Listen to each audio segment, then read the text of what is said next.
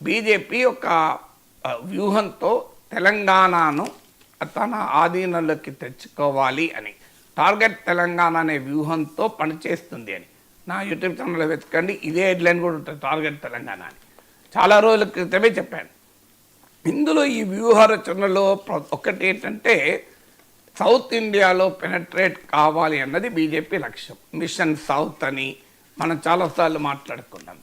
మీకు 2014 ఎన్నికల్లో BJP north and western ఇండియాలో కన్సాలిడేట్ అయింది. 2019లో ఈస్ట్ వర్డ్ ఎక్స్పాన్షన్ జరిగింది.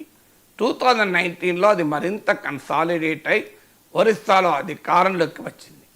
ఈ ప్రాసెస్లో ఇక కొరకరాని కొయ్యగా మిగిలింది బీజేపీకి సౌత్లో ఇప్పటికే కర్ణాటకలో బీజేపీ గతంలో అధికారంలోకి వచ్చింది.